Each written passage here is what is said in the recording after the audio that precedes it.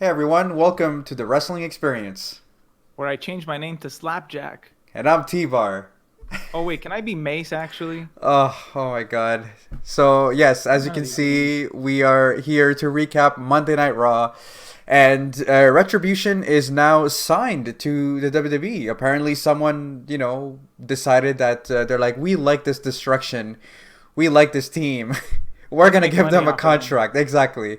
So, Retribution is now part of Monday Night Raw. They're signed and they have a new look. So they basically, you know how at the beginning there's the then, now, and forever graphic. It was kind of glitching a little bit, and basically what we see a few seconds later is Retribution looking like Mad Max cosplayers, and looking Wait, like kind they're of not like looking like $1 million.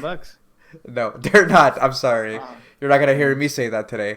So they're and Dio Madden and Dijak, which clearly it's them. They look like Bane a little bit, but to be honest with you, I still think that it's an improvement over the very loose hoodies slash ninja looking outfits that they were wearing. So that's a Yeah, positive. Dijakovic is bald now.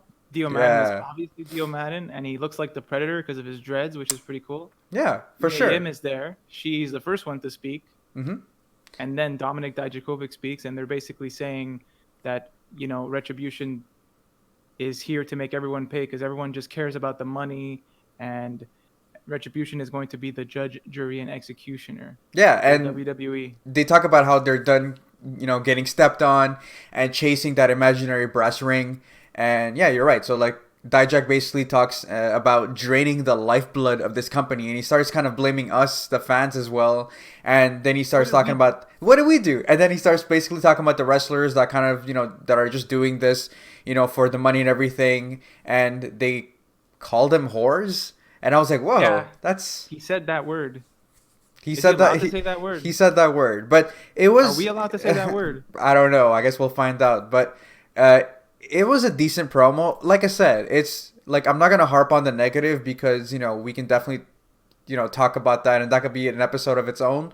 But I like the new look. I not a fan of the names, which we find out later on.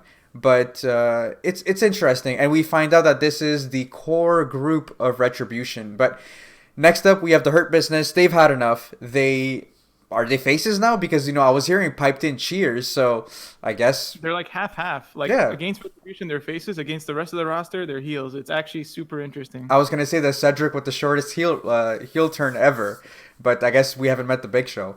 No, Uh, that still goes to the big show. Absolutely. The so Hurt Business theme song is pretty lit. I it must be. is. I must say, it played a few times, and I'm just like, it gets better and better every time I hear it. Yeah, absolutely. So MVP gets on the mic and he calls them out and he questions their toughness. They're like, "Oh, what? Like you guys signed with the WWE and now you guys are kind of, you kind of losing a little steam." And I believe he called them hoes, and I'm like, "What's going on?" Like, 10 minutes into the show, there we hear whore, we hear hoe. Can we say these words? I'm pretty sure we can, and if Okay. if not, then I apologize. But he says that tonight, you have an opportunity to be on the business end of some hurt, and Lashley is actually ready to beat them up. But all of a sudden, a bunch of Retribution minions they show up and they The surround the ninjas. ring. Yeah, the ninjas, and all hell breaks loose in the ring, and Retribution takes out the Hurt Business. Very So nice stuff. yeah. Next up, we have a very awkward backstage segment with the Mysterio family and Sarah Schreiber. They talk about family being Yes. important, and Rey Mysterio is so happy watching his son follow his footstep in a tag team match, and it's such an honor for him. I also wanted to add that when we came back from commercial, Tom Phillips clarified that only the five core members were signed to a contract. So I asked myself, Yes. how does that work? That weren't they all about how the WWE treated them wrong, and then just five of them take the contract and abandon their brothers? Aren't they kind of hypocrites? And how did they even get them to sign a contract? Did they just like calmly sit down and were able to sign without breaking stuff? This is the stuff we want to see.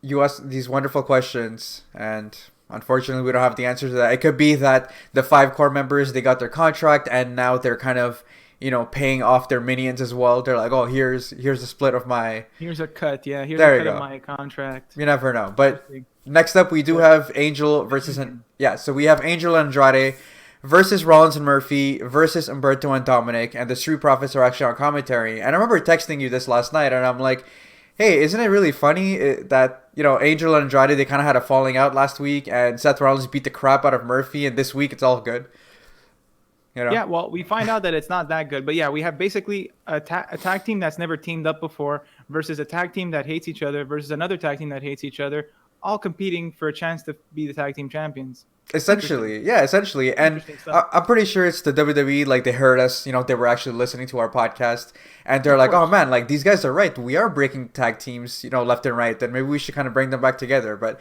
I thought this match was really, really good. It was hard hitting, and I like the fact that it wasn't super choreographed and crisp. I thought that Buddy showed an amazing, display of strikes and athleticism as well. And the whole story was the heels that were working on the faces, but there was a really cool moment where Humberto and Dominic actually fought back, and they did like a double splash on the outside, which like one of them was kind of flew that way, the other one flew the other way, and it kind of in sync. Like I don't know, I just thought that the whole sequence was really amazing. But yeah, like the finish of the match was okay. Essentially, Buddy Murphy was kind of reaching out to Seth Rollins for a tag, but then Seth Rollins kind of steps out and he starts walking away, and he's like, "Oh, I have better things to do. I have something else on my mind," and that was enough for Angel Garza to hit the wing clipper for the win. So we find out. By the way, stop me if you've seen this before, but Angel and Andrade will be facing the Street Profits at Clash of Champions. When would you like me to stop you? Anytime. I'm trying to remember if Seth Rollins even did anything in this match, or was it Nothing. Buddy the whole time? And then when he went for the tag, he was denied. Yeah, you're right. It was essentially that. Like, we got to see Seth Rollins being really impressed at Buddy Murphy's athleticism and his strikes and everything, but not once did he tag him. Like, we basically, he was on the apron, and when he decided to leave, we didn't really get to see Seth Rollins in action.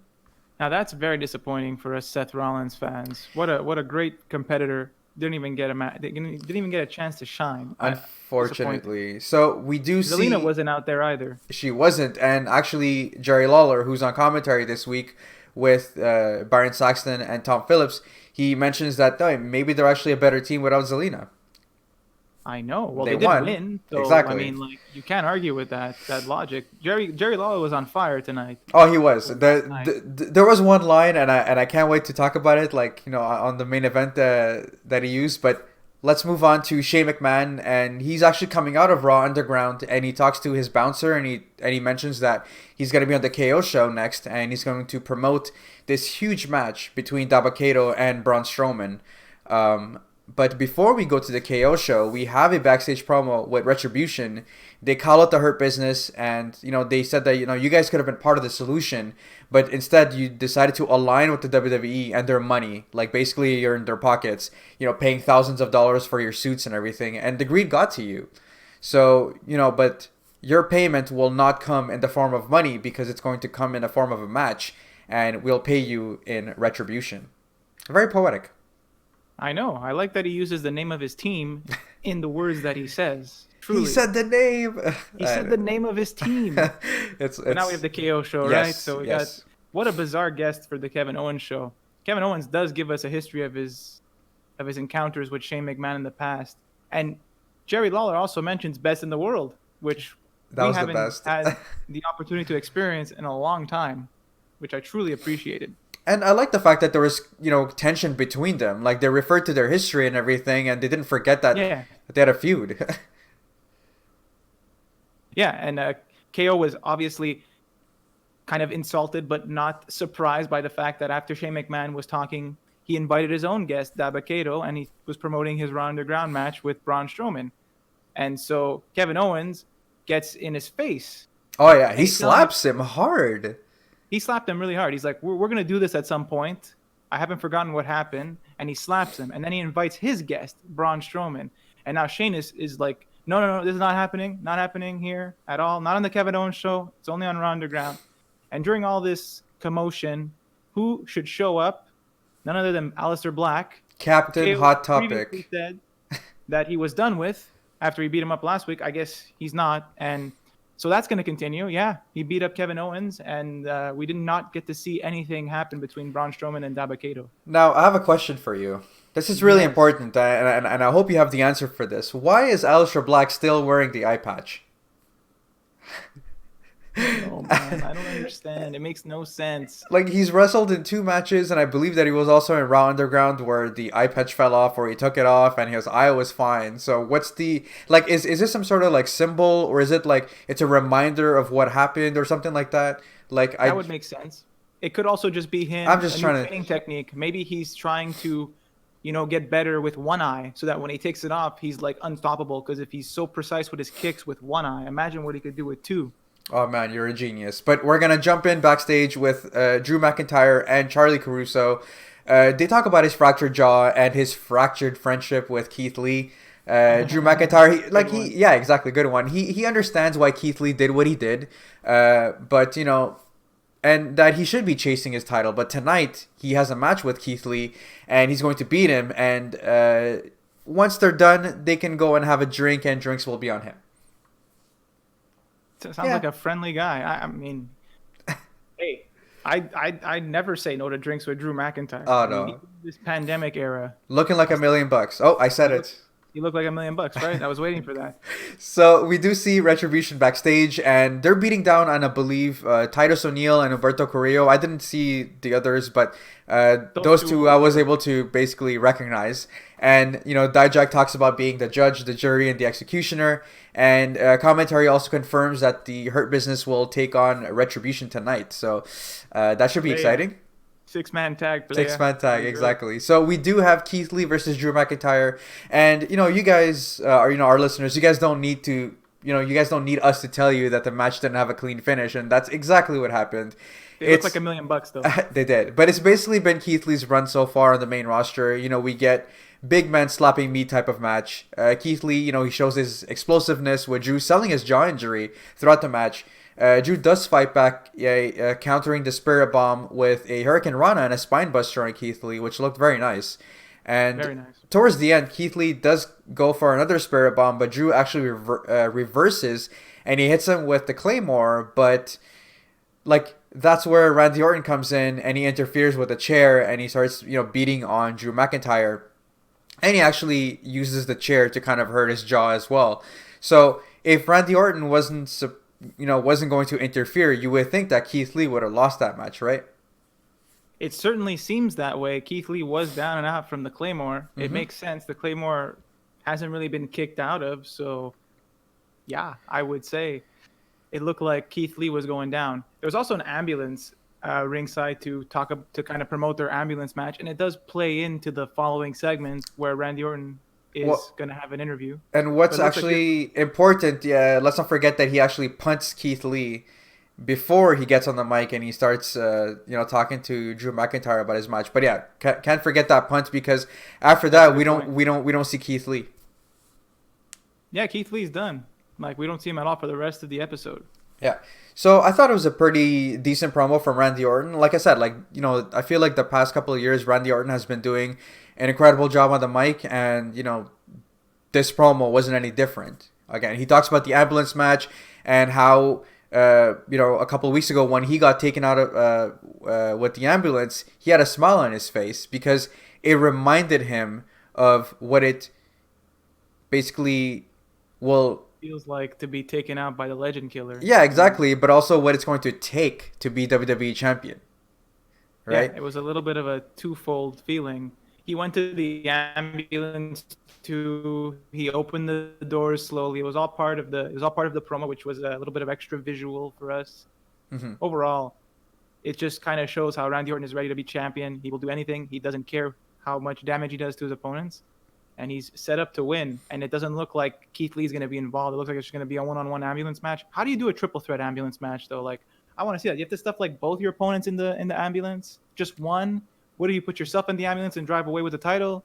Yeah, but that's the thing. I feel like that's why it wouldn't have worked out. Like, if you do a triple threat match, I don't know what's next for Keith Lee. I'm really hoping that there's some sort of story, and not just him being forgotten or being in the background or something like that. I feel like there's a very good chance that Randy Orton might actually pick up the title, and I wouldn't mind seeing Keith Lee kind of go up against Randy Orton. I think that could be a pretty good feud as well.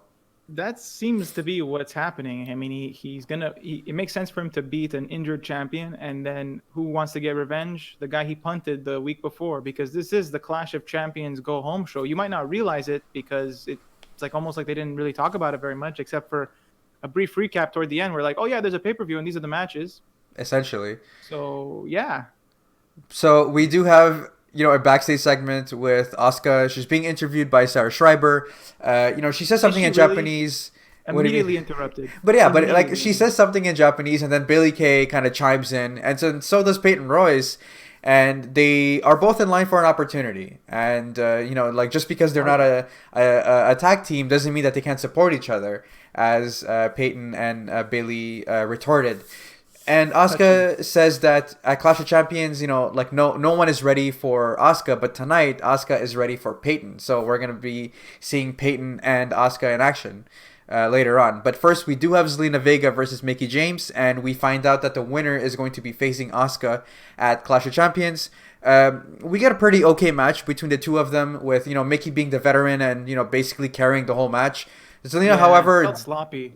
Yeah, but it's slow and sloppy a bit in certain parts. I don't know if that was part of it. Yeah, but I mean, I do feel like Zelina has improved a lot in the ring, and she did, hit a sweet-looking Hurricane Runner on Mickie James. But I do find that this, her getting this opportunity so quick is a little odd. But it also feels like a stopgap feud to something bigger. Mickie was charging up, but Vega actually counters, and she hits her into the ropes, and she hits her with a backstabber for the win. So Zelina Vega will be facing Asuka at Clash of Champions, and you know what? I'm actually happy for Zelina Vega. I think that it could be an interesting match. Yeah, I'm sure they'll put on a decent show here. This match was a little bit weird, and it felt slow and sloppy to me, but they really picked it up at the end. I like the sequence for the Mick DDT counter into the backstabber for the win. Yeah, good stuff. So we're going to jump backstage, and now the Hurt Business are taking out the Retribution Ninjas, not the core group. I just wanted to make that distinction. But now it's basically the Hurt Business turn to dish out some hurt. So this is pretty cool. We have a video package of Bianca Belair. She's working out at the gym. She's outperforming some guy. I'm not surprised because she is the EST after all. But dude, I guess if we kind of comment on this very quickly, I am ready for Bianca to be a star. I think that she looks like a star. She has the whole package, and I feel like the WWE is just kind of sitting on a pot of gold doing nothing. So I'm kind of hoping that this video package kind of propels her, and we start kind of seeing her in action because she's so good. If you remember what we saw from her at the Royal Rumble and even at Survivor Series, she was killing it. Agreed. She was some of the highlights of those two pay-per-views. Her spots were memorable and very good.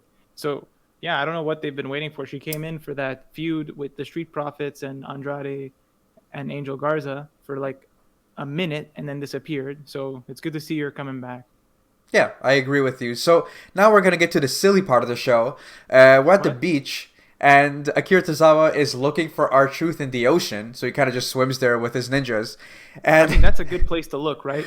I guess so. And then R-Truth... R-Truth is actually a water mammal. He's a fish. He's a fish. Well, R-Truth is there. He's taking out little Jimmy out to the beach where... with his title. His title, exactly. And Akira Tozawa actually spots them. But wait, there's a shark in the water. And can you believe it? R-Truth drops it. Aquaman. This is the weirdest segment, but essentially, I'll try to summarize this. R-Truth, he drops the title in the water, he loses it. 20 minutes later, he's back in the water looking for his title. He spots the shark again, and there's a wave that kind of crashes into him. And when he kind of wakes up, he finds his title, and he also finds Akira Tozawa's clothes. And apparently, Tozawa has been eaten by a shark. Yeah. That's basically what happened, right?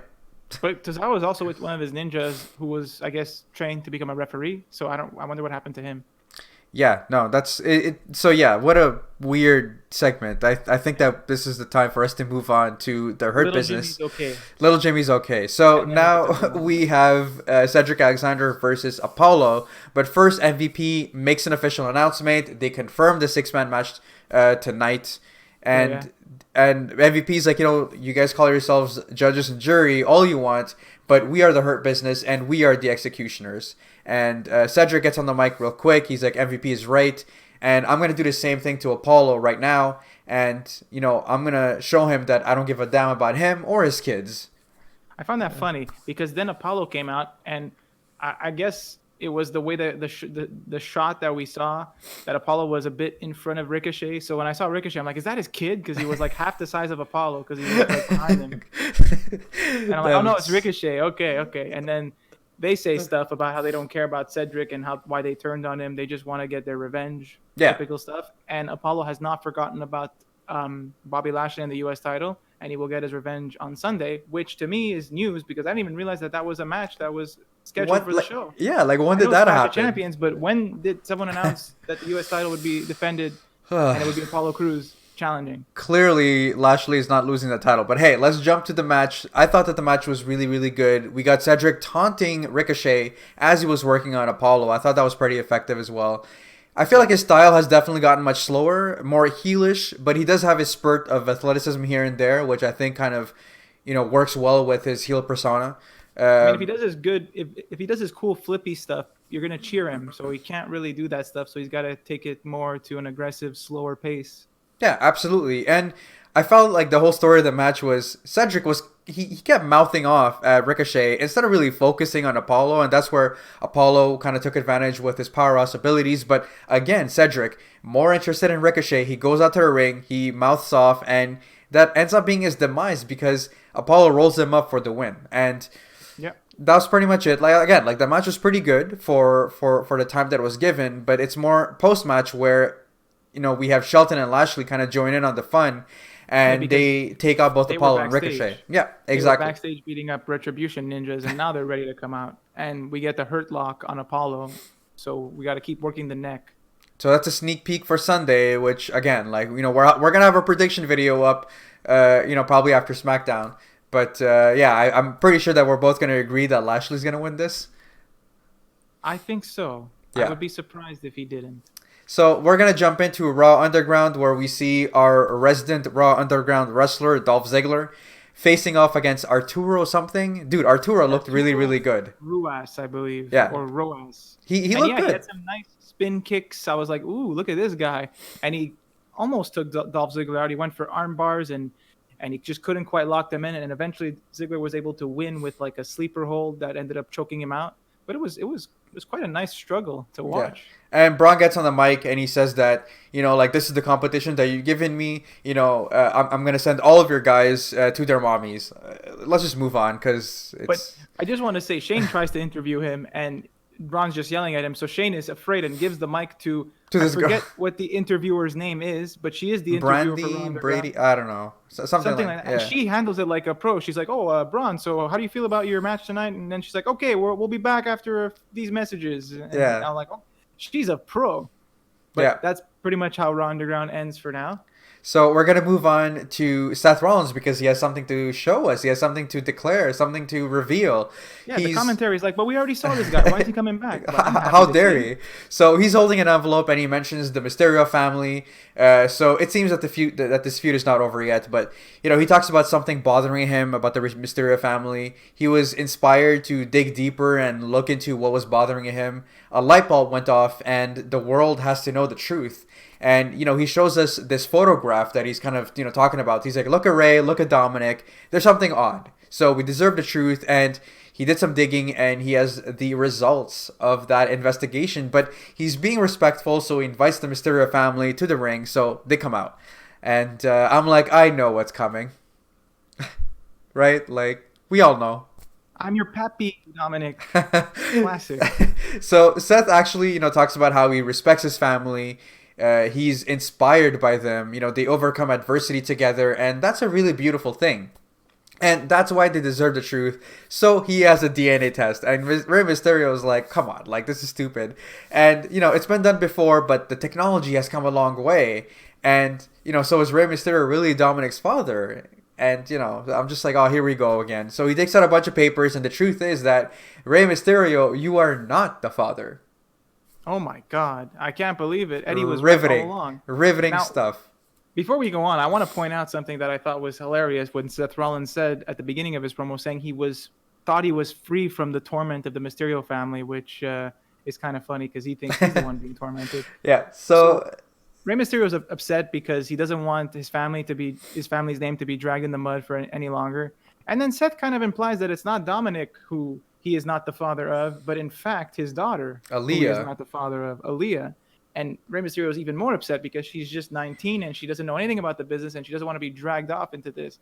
And this is just upsets the Rey Mysterio family. And they leave. And Seth Rollins is so bad. He feels so bad. He says sorry. He apologizes. He just wanted to get the truth out there, it seems. But he felt just terrible. So we do have to kind of mention that Rey Mysterio, how he started talking about his daughter. He's like, I raised my daughter to be caring and compassionate, because Seth Rollins actually says that. Well, then what do you how do you explain her looking after Buddy Murphy from last week instead of looking after family?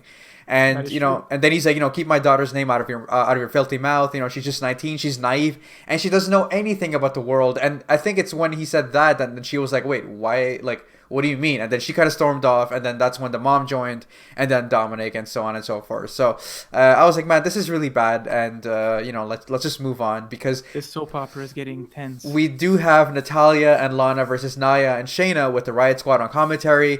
There was not much to talk about because it was pure dominance. Nia and Shayna won, unsurprisingly, and after that, last week was an indicator that you shouldn't care about this match at Clash of Champions, and you weren't sure. This week will definitely solidify that you shouldn't care about this match at all, because what happened? Nia beats up both of them, tags in Shayna. Shayna beats up both of them and wins. yeah, it was pure dominance, but it's more after the match where they start shoving the Riot Squad, and they kind of want to show them what's going to happen to them on Sunday, so they put Lana through a table once again. So a second week in a row, Lana goes through a table. Lana taking those bumps is crazy.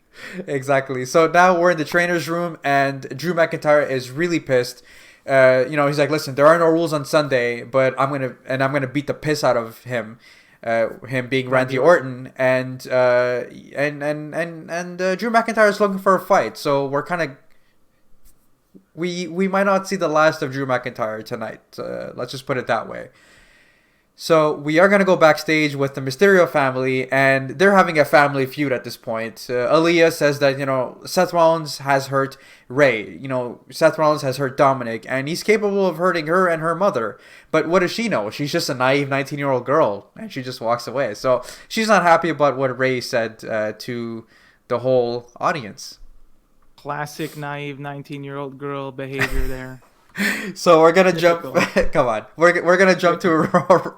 Stop it. We're gonna jump to Raw Underground, and we have Eric from the Viking Raiders facing off against Riddick Moss, as Dabakato is pumped up and he's watching the action, and he says something about Braun is going to see what he's all about. So very, very small, I guess, video package there. So we're gonna jump into Asuka versus Peyton, but we're also reminded that Mandy Rose is coming soon to Monday Night Raw. I'm a big Mandy fan, so I cannot wait.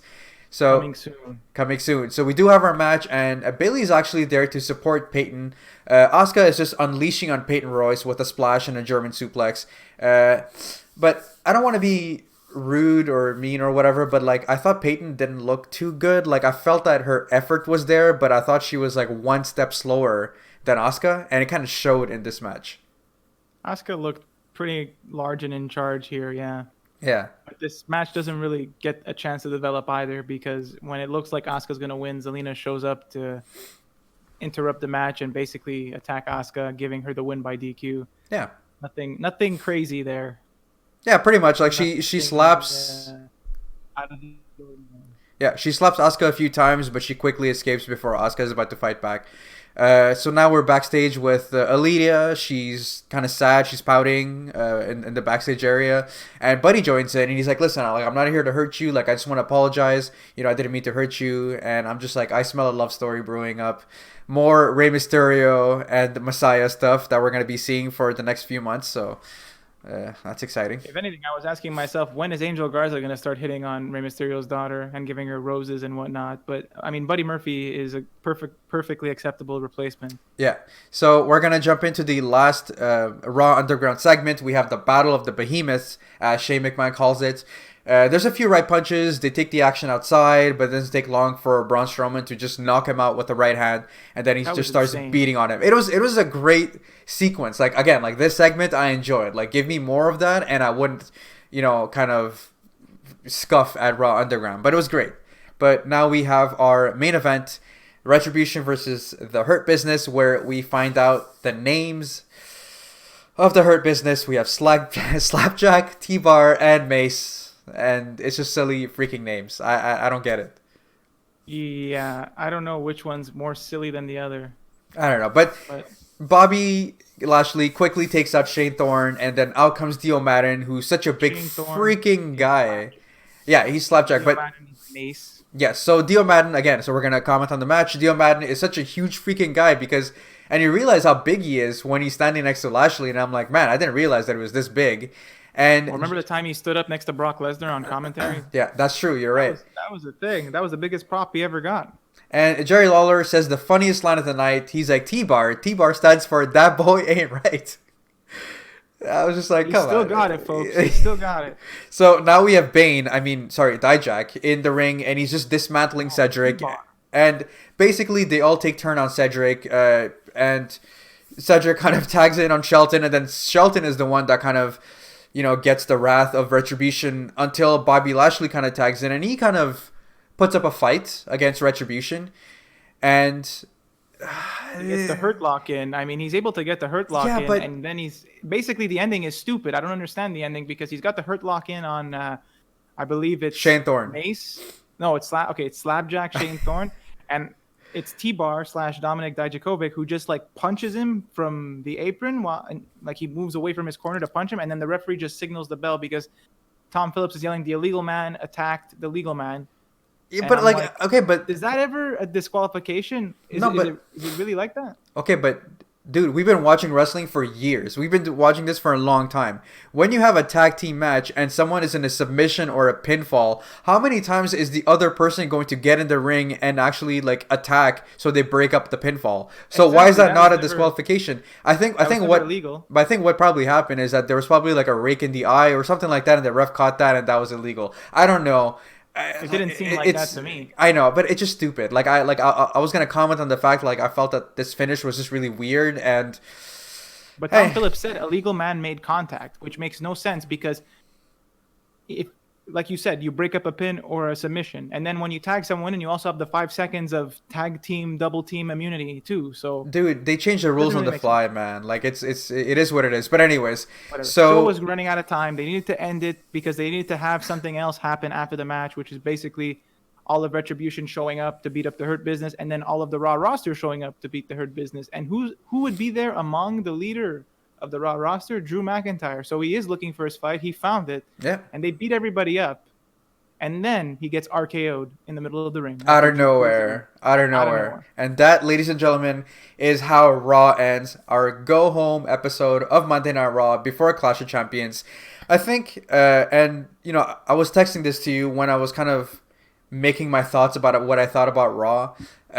If you remove the Rey Mysterio family saga and the Raw Underground stuff, this could have been a solid 2-hour episode of Monday Night Raw. I didn't think that all the matches kind of hit the mark. I felt like Asuka and Peyton Royce was a little weird. Mickey James and Selena, again, like a little iffy. And again, like with Mickey James carrying most of the match.